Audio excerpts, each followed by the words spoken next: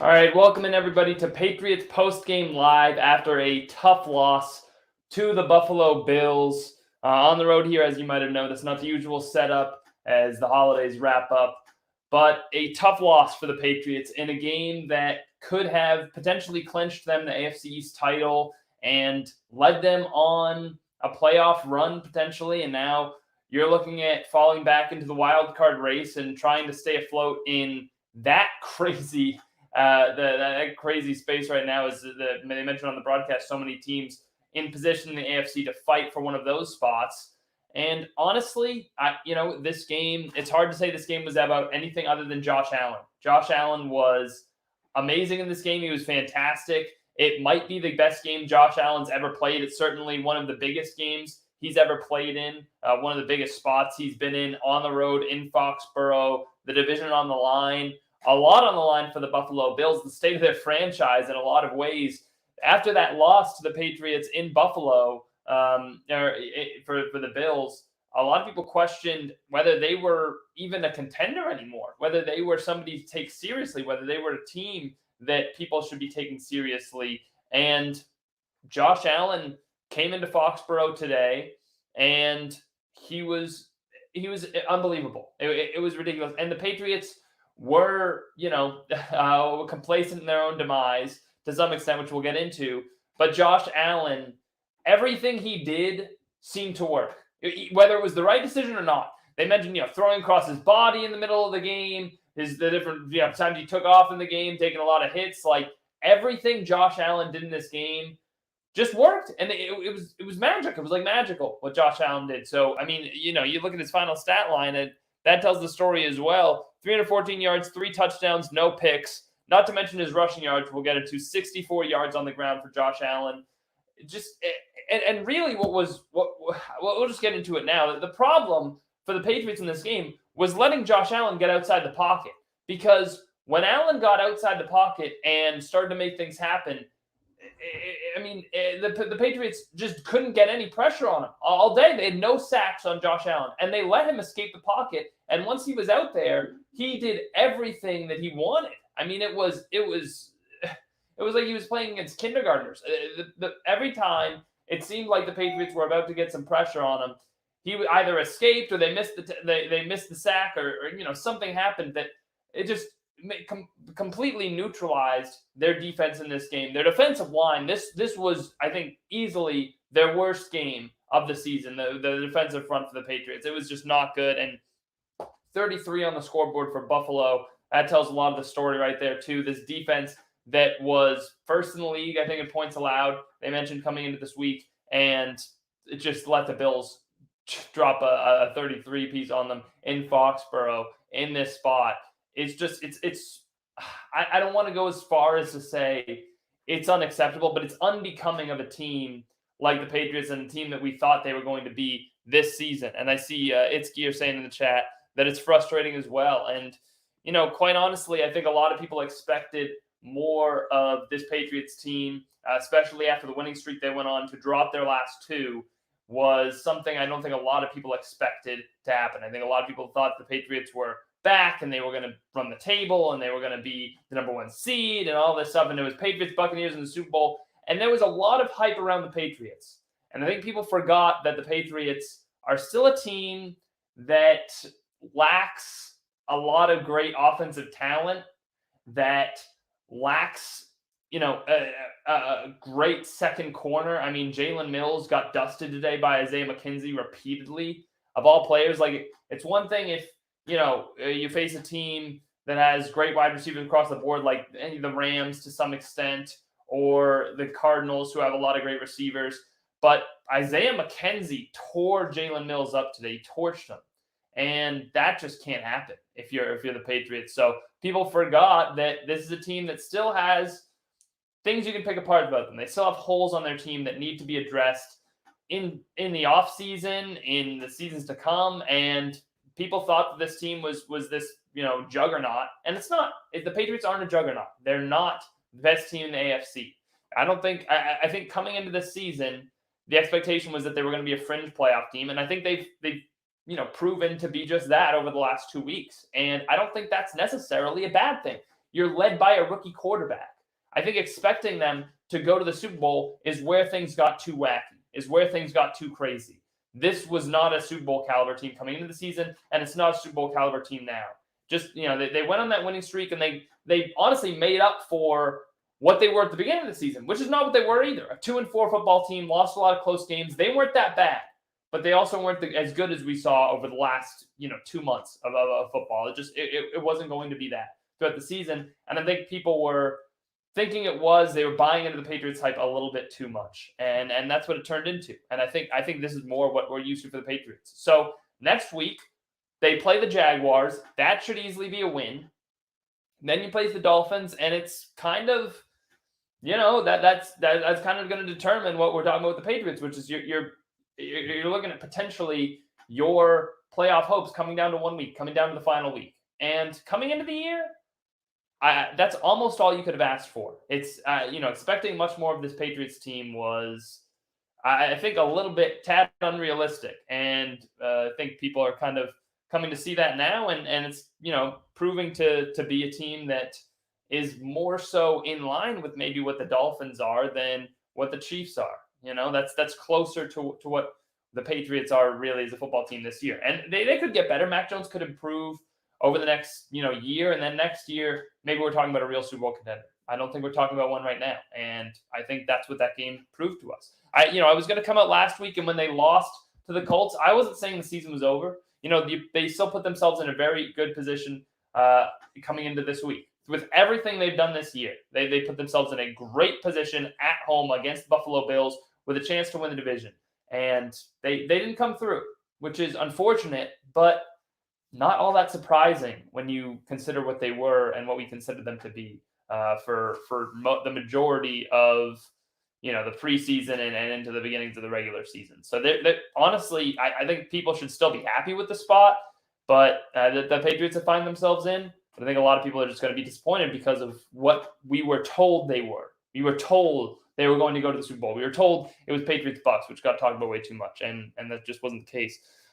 It's Gear saying Bryant had no chance all game versus McKenzie. And yeah, maybe I said Jalen Mills, but Miles Bryant, maybe he got more of the reps against him, and maybe I'm mistaking that. But overall, the Patriots, in the secondary especially, they've been decimated this year, because normally that was supposed to be Jonathan Jones, Jonathan Jones in the slot against McKenzie. And, they were supposed to have, Stephon Gilmore out there, right, instead of Jalen Mills. And they, of course, have to trade him away. So I almost give the Patriots a little bit of a pass in that the holes in the secondary that they have now weren't necessarily there before the season started.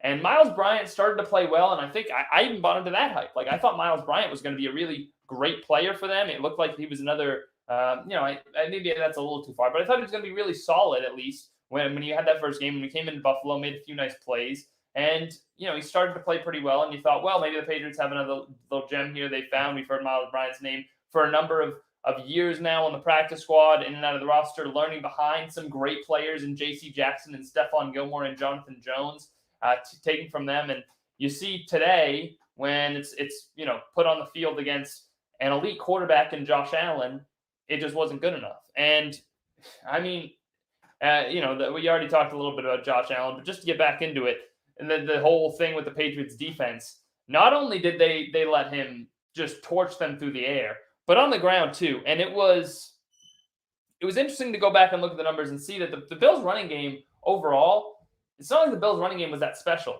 today. They had, Zach Moss finished with 3 carries for 12 yards. Nothing spectacular there. And Devin Singletary finished with 12 carries for 39 yards. With his longest carry of the game was 7 yards.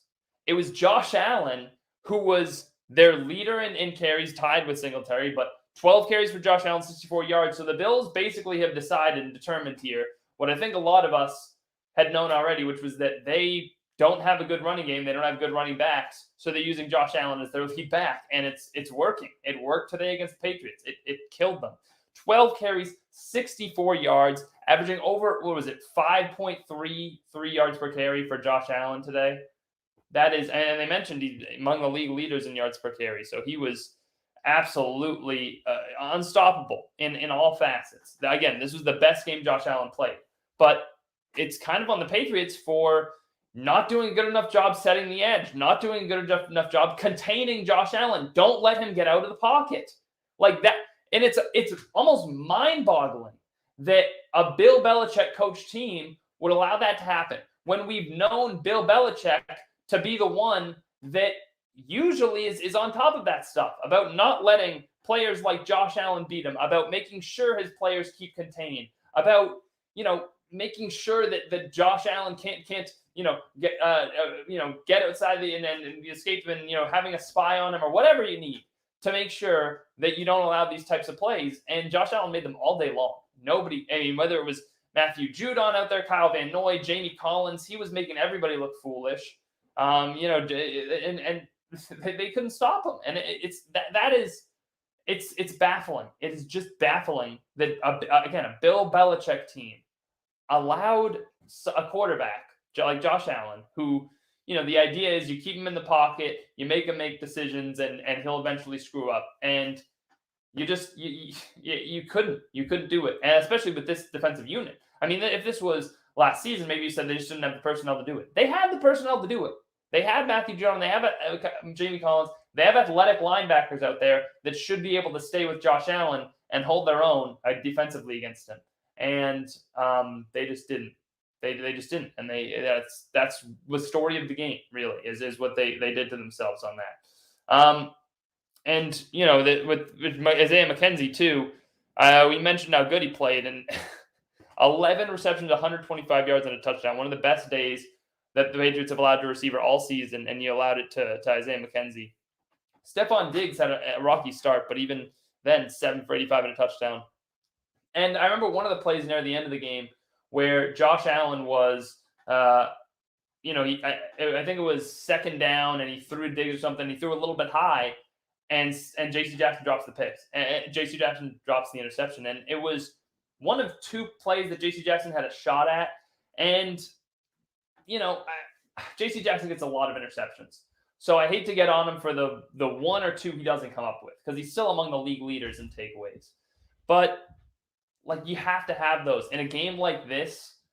Those have to have a plays. One was in the red zone. You're talking about, potentially taking away points from Buffalo. The other's at the end of the game where you need to get the ball back. And you lost the turnover battle today. Mac Jones had 2 interceptions, but the one at the end, I'll throw out the window. I mean, that one didn't matter as much, but the first one did. The first one mattered a lot. And I guess it didn't result in points for Buffalo, but it pinned you back. It forced you to punt, and then the Bills got great field position, and that's kind of the story of the time of possession in the game. The time of possession ended up being, what was it, almost 40 minutes for Buffalo and 20 minutes for the Patriots? Or as it wasn't quite that high. 35 for Buffalo, but just under 25 for the Patriots. So it felt like more closer to 40 and 20, and nothing was good enough from the Patriots standpoint today. It's Gear saying, I'm not looking forward to that Dolphins game. And, you probably shouldn't be at this point. Look, at one point in the season, it looked like the Dolphins game should be a layup. It looked like you lost that first week to the Dolphins. That was unacceptable because the Dolphins looked like one of the worst teams in the NFL. And you were regretting that loss so drastically. And you were saying, well, we have to beat them at least the second time we play them with how bad they are this year. And now the Dolphins have climbed way back into it. They're even potentially a threat for the division at this point. And now you have them staring you down in Week 18 and, potentially taking your playoff seeding away. So that has turned into a game that, depending on how everything falls, could decide a playoff spot in the AFC. It could come down to that. The Bills, either the Dolphins make it or the Patriots make it, and it's whoever wins that game. So that's going to be an interesting one. That's going to be a matchup that you are, you have to walk into a little bit scared. But with that said, as long as you take care of business next week against the Jaguars, you give yourselves a much better shot. I mean, it might still come down to that week. We can look at the AFC playoff standings right now. You have the Bills and Patriots both at 9-6. Chargers fell today, so they dropped to 8-7. But you have a number of teams like the Raiders, like the Broncos, the Ravens, I guess, and Steelers are in there too. But you have teams that hovering around 8-7. So really, we have to worry about isn't so much those teams that are going to drop down to 7-8 like the Browns did the other night on Christmas. It's if you get too many of those 8-7 teams, and then you win next week. I think it would be, let's see, if the Dolphins end up being 8-7 too, I'd have to count it all up. You already have the Chargers to worry about and the Ravens to worry about, and the Colts too. So the wild card race in the AFC is just going to be brutal. There's going to be, it looks like, a number of teams finishing over 500, at least 2 over 500 teams that are going to miss the playoffs. And it's hard to imagine we're going to see a 10-win team miss the playoffs like the Patriots could be. But you can't rule it out. You really can't. It's in play here, depending on what happens down the stretch. It's more than in play. And that would be stunning to me. I think a lot of people thought, I heard people even mentioning before the season that it seemed as though 10 or 9 wins could get you in the AFC. And maybe it still will. I guess it's still not totally out of the realm of possibility. But there's also a scenario here, depending on how this plays out, that 10 wins doesn't. So regardless of that, you absolutely have to take care of business next week against the Jaguars and then go from there. Although, in the grand scheme of things, that game might actually not matter that much. It might just, you could win that game, and then even still it comes down to your game against the Dolphins. But you give yourself a better chance. 508 saying, needed that pick from Jackson. After that, I knew it wasn't happening.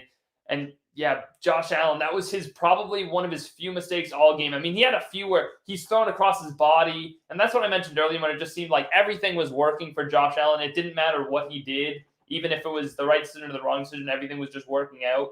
But that was one of the few plays where you looked at it and said, that's the mistake you're waiting for Josh Allen to make. You've been waiting all game for Josh Allen to put the game in your hands, and he did it right there to your best defensive player, one of your best defensive players, your Pro Bowler, J.C. Jackson, like up there among the league leaders in interceptions, exactly who you'd want him to be throwing the ball into the hands of, and he drops it. And I don't know if the injury earlier in the game affected Jackson on that play. Obviously, we saw him grabbing his shoulder from a play earlier, but you were out there. You were obviously healthy enough to play. You need to get that interception. And Jackson knows that. He doesn't need anybody to tell him that. Jackson was beside himself a little bit after the play. I'm sure he understands better than anybody that you need to come up with those types of interceptions. If you're going to be a playoff team, if you're going to win, I guess besides the playoff team, if you're going to be a division winner, if you're going to play those key divisional games, and they didn't come through on that play. So that's on Jackson. It's Gear saying these Jonnu holding calls are becoming a problem. So I'll talk about that for a second, It's Gear, because I don't give Jonnu Smith a lot of blame on that holding penalty. I know the one you're talking about, on the flea flicker where Mac Jones flips it out, and to I think Bolden gained about 10 yards, I think he got the first down, and it gets called back because Jonnu Smith had a holding penalty. If Jonnu Smith doesn't hold on that play, that's a sack. Like the defender was right in Mac Jones's face. There's no scenario in which Jonnu Smith does not hold on that play and Mac Jones isn't going down for a loss of 10 anyway, and a loss of down. So at least you kept the down with the holding penalty. But that was 100% going to be a sack if Jonnu Smith didn't get that hold. At the end of the day, it's one of two things. You can still get on Jonnu. I'm not going to get on him for the holding penalty. You can get on him for a bad block, I guess, if you want. But he's dealing with a tough pass rusher. That's a tough assignment for Jonnu Smith. I'm not going to even go there. And at the end of the day, it was poor execution, a bad play call. Like, Jonnu Smith saved a sack from happening, and that play wouldn't have happened if it wasn't for the hold. So I see you agreeing in the chat. So look, there's been other things you can get on Jonnu Smith for. Believe me, I'm not saying Jonnu Smith. I'm not in the business of defending Jonnu Smith for anything this season or for any of the penalties. A lot of the penalties have been unacceptable. But that play specifically, I looked at it, because a lot of people like you, It's Gear, were easily getting on, oh, here we go with Jonnu Smith again, another penalty.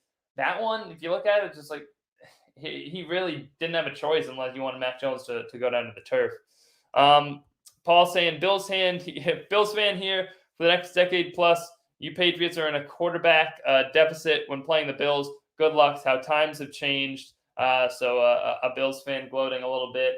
after the victory. I would just say, Paul, don't count your chickens before they hatch, because there's a lot left to play out this season. It's still tied. So the Bills, and I heard them say on the broadcast they have an easy schedule. I haven't taken a look at the Bills' schedule just yet. I imagine they said it was the easiest of the bunch, considering the Patriots play the Jaguars.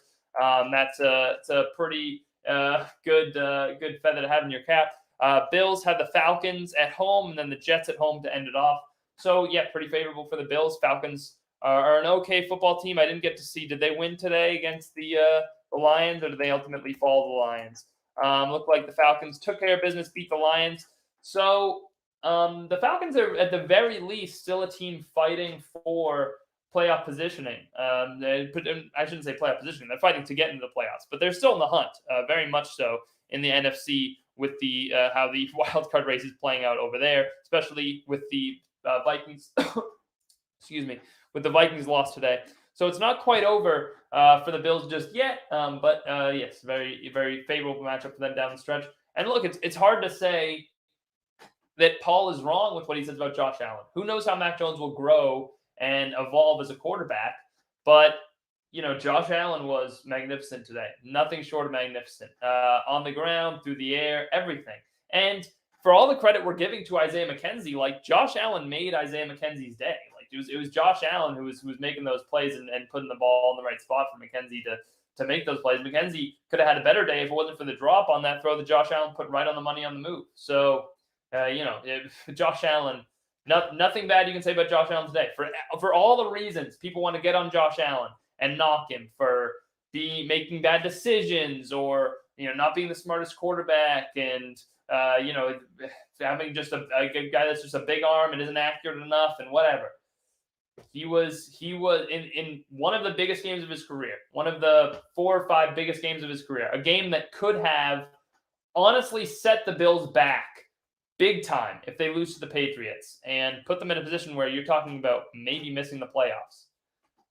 Like, he came through, and he came through in the biggest moments. So, you have to tip your cap to Josh Allen. That's all you can do. Maybe they'll meet in the playoffs. That could be an interesting matchup.